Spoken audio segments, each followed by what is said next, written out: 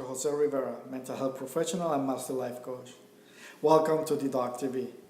Today I'm going to continue talking about PTSD or post-traumatic stress disorder.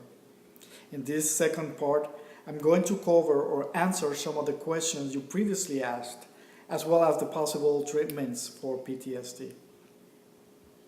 As I indicated in my previous segment, according to the National Center for PTSD, PTSD is a mental health problem that some people developed after experiencing or witnessing a life-threatening event, such as combat, natural disaster, car accident, or sexual assault. Can children have PTSD? Children can have PTSD as well. They may have symptoms such as the ones I mentioned in my previous segment, or other symptoms depending on how old they are. As children get older, their symptoms are more like those of the adults. Children under the age of 6 may get upset if their parents are not close by, have trouble sleeping, or act out the trauma throughout play. Children between 7 and 11 years old may also act out the trauma through play, drawing, or even with stories. Some may have nightmares or become more irritable or aggressive. They may also want to avoid school or have trouble with schoolwork or friends. Adolescents between 12 and 17 years old have symptoms more similar to the adults, such as depression, anxiety, withdrawal, or reckless behavior like substance abuse or even running away. So what other problems do people with PTSD experience?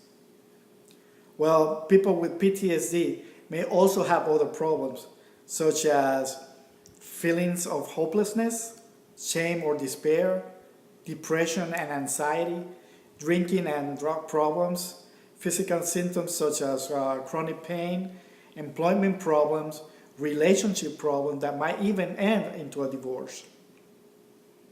In many cases, treatment for PTSD will also help these other problems because they are often related.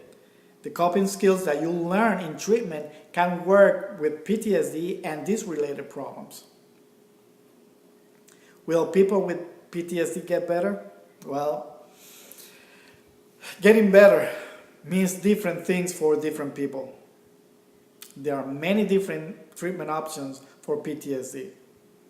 For many people, this treatment can get rid of the symptoms altogether.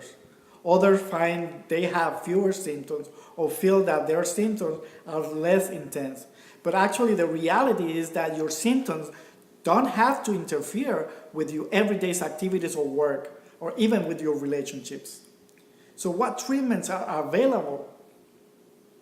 There are two main types of treatment: psychotherapy, sometimes called counseling or talk therapy, and medication.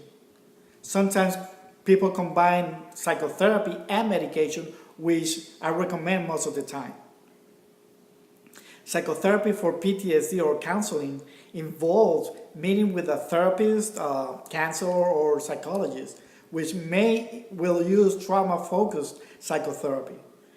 Trauma-focused therapy focuses on the memory of the traumatic event or its meaning, and it is the most effective treatment for PTSD.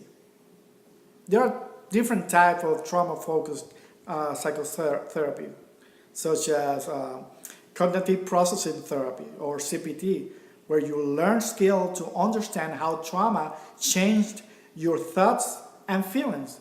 Changing how you think about the trauma can change how you feel.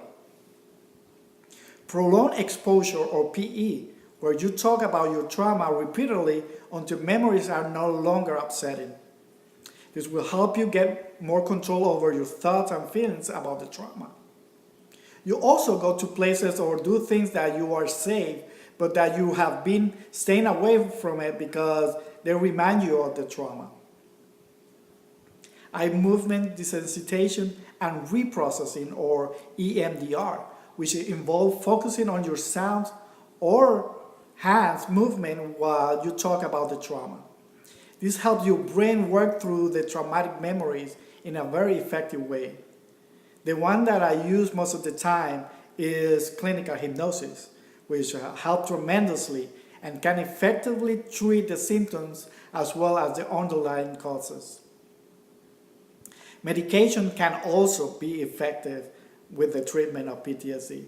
Some specific medications that are used for depression may also work for the treatment with PTSD. Ask your doctor about which medication will work better for you. Treatment with medication needs to be monitored and supervised by a trained professional or a doctor. So if you suspect that you or someone you may know have PTSD, please seek help as soon as possible or visit a mental health professional for an evaluation. I hope this information has helped you understand PTSD and its symptoms. So if you have any questions or comments about this topic or other topics, please feel free to contact me at didoctv1@gmail.com. Thank you for watching, and I will see you next time. Bye.